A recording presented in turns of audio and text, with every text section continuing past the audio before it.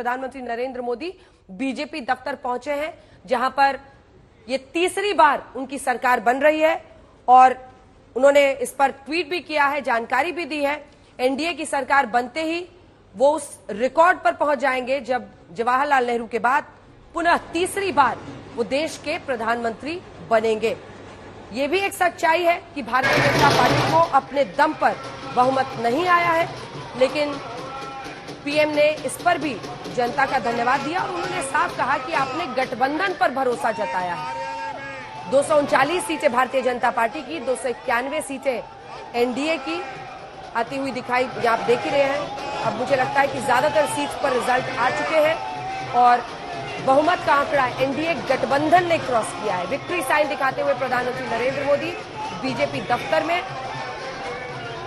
वहां पर कार्यकर्ताओं का, समर्थकों का पूरा जमावड़ा है ये बीजेपी दफ्तर में, जहां पर प्रधानमंत्री पहुंचे हैं विक्ट्री साइन दिखाते हुए, क्योंकि पुनः तीसरी बार वो बन रहे हैं देश के प्रधानमंत्री। अभी तक के प्री पोल अलायंस को अगर हम देखें और एनडीए गठबंधन को देखें तो 291 सीटों के साथ ये वहां पर नंबर में फिलहाल बहुमत का आंकड़ा क्रॉस करने के बाद सरकार बनाते हुए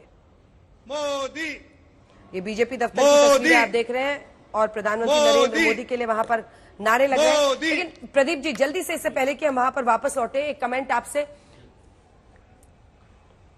प्रदीप जी, ये नंबर्स और जो देखिए, अब चूंकि आप पोस्टर्स हैं, बहुत आसान नहीं होता है नंबर्स अपना नेक्स्ट टिक आउट करके नंबर्स पर बोलना, उस पर अपने ये करना कि इतनी सीटें आएंगी, बहुत आसान खेल नहीं। और ये जानते हुए कि कितना आक्रमण हो सकता है, आपने कल भी कहा था कि अगर गलत हुआ तो मैं कांग्रेस को बधाई दूंगा, तो आप इसको किस तरह से आप देख रहे हैं आज? जबकि और मैं आपसे ये भी कहना चाहती हूँ और हमारे दर्शकों को भी कि एक पोस्टर है, वो एक साइंटिफिक तरीके से 5 लाख के एक सैंपल को लेकर एक पोल करता है। वो सही हो सकता है, वो गलत हो सकता है, लेकिन सीधे उसकी गर्दन के लिए जाना और उसको तरह तरह की गालियां देना, ये अस्वीकार्य है, क्योंकि ये भी एक हिस्सा। और ऐसा तो है नहीं कि 2014 के बाद ही एग्जिट पोल हो रहे हैं।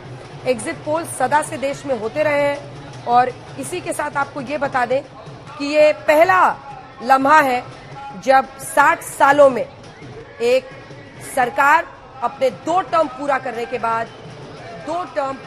बाद तीसरी बार सत्ता में पहुंच रही है। नरेंद्र मोदी की सरकार 10 साल सत्ता में रहने के बाद, गठबंधन को बहुमत मिलने के बाद पुनः तीसरी बार बन रही है सत्ता में।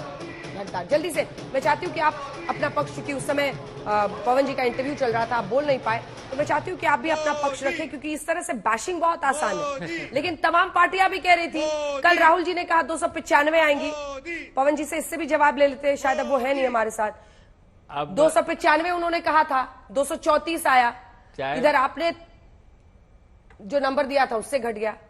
पवन जी चाहे जो कह लें, और भी कोई कुछ कह सकते हैं, मैं तो बस इतना मान सकता हूं कि जो जिस तरह की बातें कर रहे थे वो उनकी जैसी संस्कृति और संस्कार हैं उसके अनुरूप वो बातें करते हुए नजर आ रहे थे।